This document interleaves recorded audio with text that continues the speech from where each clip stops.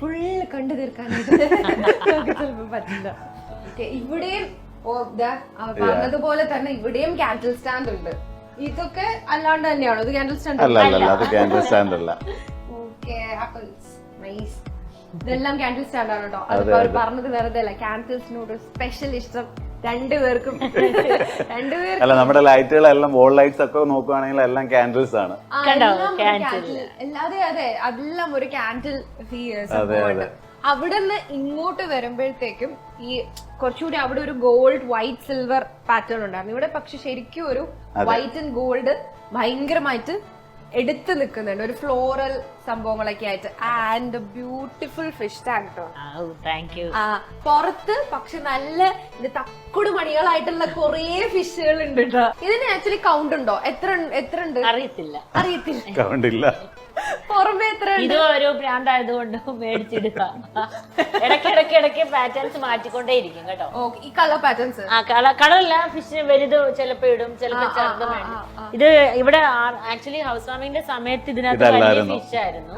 ഇപ്പൊ അത് മാറ്റി ഞങ്ങള് ചെറിയ ഫിഷിനെ ആക്കി. ഓക്കെ, പക്ഷെ ഇത് ശരിക്കും പറയുന്നത് നമ്മൾ ഈ തൂവലൊക്കെ ഇല്ല, നമ്മൾ കളർ തൂവലുകള് അതുപോലത്തെ സംഭവങ്ങളാണ്. അതിന്റെ നടുക്ക് കുറച്ച് കൺമഷി പോലത്തെ കണ്ണെഴുതിയിരിക്കാൻ ഫിഷുകളുണ്ട്. യെസ്, ഊഞ്ഞാൽ. ഈ ഊഞ്ഞാൽ എന്തെങ്കിലും ഊഞ്ഞാലിന് പ്രത്യേകതയുണ്ട്. എന്താണ്?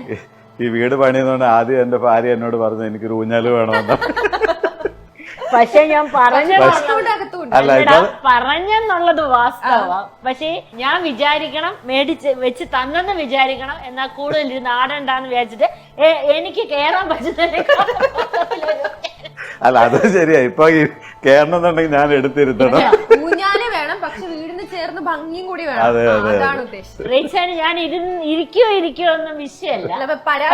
ഊഞ്ഞാലുണ്ട്, അതുണ്ട്, ഊഞ്ഞാലുണ്ട്. പക്ഷെ ഭംഗി ഉണ്ടോ ഇല്ലയോന്നൊന്നും അതൊരിതല്ല. കേറാൻ പറ്റുമല്ലോ എന്നുള്ളത് നമ്മളുണ്ടല്ലോ. അതെ അതെ, എടുത്ത് കയറ്റിയിരുന്നു, അത്രേ ഉള്ളൂ, എടുത്തിരുന്നു.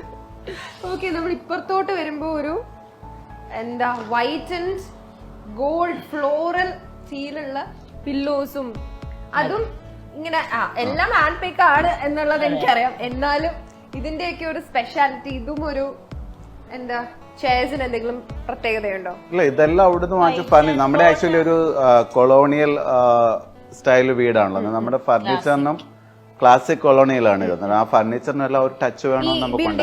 ഈ വീട് അങ്ങനെയാണ്. എന്താ പറഞ്ഞ ക്ലാസിക് കൊളോണിയൽ എന്ന് പറയും അല്ലേ? അങ്ങനെ ക്ലാസിക് ടച്ച് ആണ് നമ്മുടെ വീട്. കൊളോണിയൽ ടൈപ്പ് വീടാണ്. അതുകൊണ്ട് അത് ചൂസ് ചെയ്തതിന് എന്തെങ്കിലും സ്പെഷ്യാലിറ്റി അങ്ങനെ എന്തെങ്കിലും ഉണ്ടോ, അതോ ആർക്കിടെക്ട്